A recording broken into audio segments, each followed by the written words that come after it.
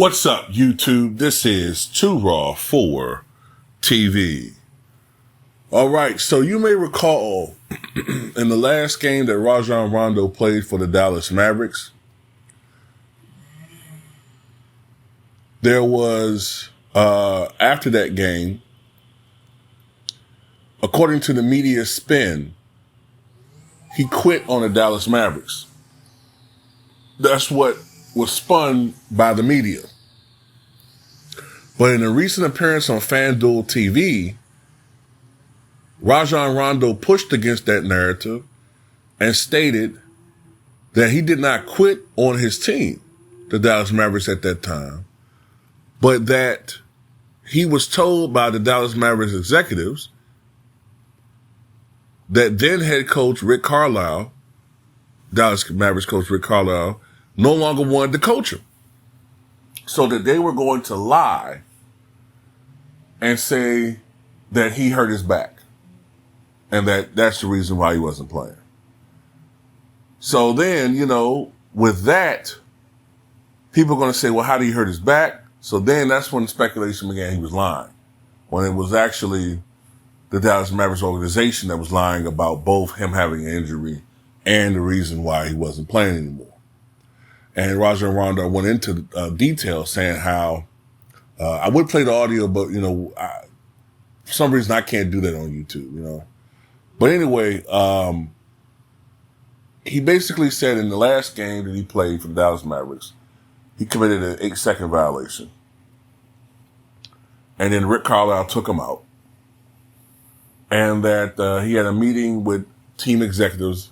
The one person he named was Donnie Walsh.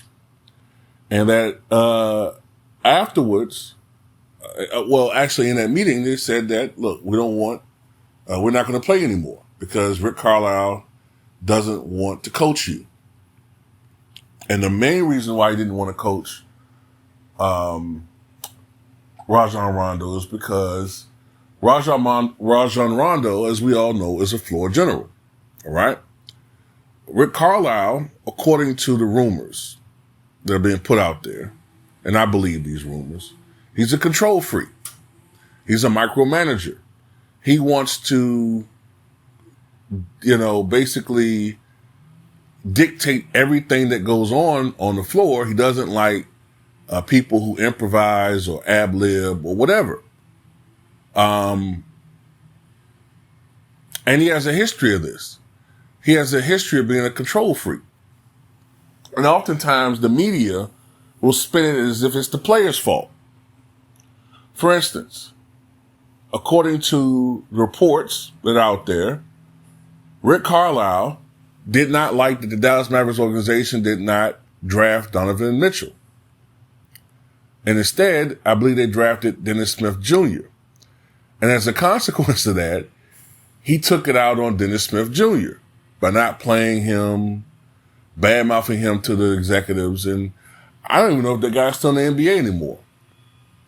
The same things happen with, well, not exactly the same things, but the control freak and the prima donna attitude sort of happened between him and Luka Doncic. It's funny, the media didn't really talk about that beef. But they'll talk about a beef with other coaches. They'll talk about a beef with, say, their favorite target, somebody like Adrian Griffin or Doc Rivers or Steve Nash and Kyrie. They'll do that. But other coaches in the coaching carousel, they protect. But yeah, apparently that's why Luka went to the executives and gave the ultimatum: is either me or Rick Carlisle. So I found this interesting, because I'm kind of getting a little tired of what's going on in the NBA right now and coaches and organizations. The Cleveland Cavaliers fired J.B. Bickerstaff. I don't understand that. I don't get that one bit. In a 5-year window, the Cavaliers recovered from the loss of LeBron James. They're by far the greatest player in franchise history. And they were able to recoup and make it back to the playoffs. Now this year, they made it to the conference semifinals without Jared Allen the entire postseason, plus Donovan Mitchell last 2 games. But they fired Jimmy Bickerstaff. Why? And then the Sacramento Kings, who haven't done anything since Chris Webber and Vlad Divac were roaming the floor for those guys. Mike Brown won another Coach of the Year award, got them to the playoffs in consecutive years, right? And now they're considering firing Mike Brown because they're not doing enough. What do you want? What do you want? What is going on with these coaches and organizations? But then you have a Quinn Snyder who's done nothing. But he's also part of that coaching carousel. These guys that always have jobs, always get jobs. D'Antoni's another one. But they don't win.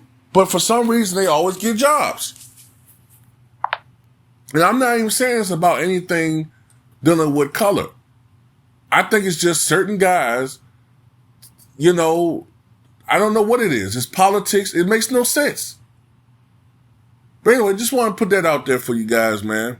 Shout out to Rajan Rondo. I believe him, man. Rondo's gotten into some trouble off the court, but he's never a guy I sincerely will tell you, he is not a guy who will not, he won't quit on his team. He's a guy to give you 110%. I watched Rajan Rondo play in his career. I think he had an underrated role in that 2020 finals run for the Lakers, the bubble run. If it wasn't for him, they probably wouldn't have won that series. If you remember watching that series in the finals between them and the Heat. I believe it 100%. Tell me what you guys think.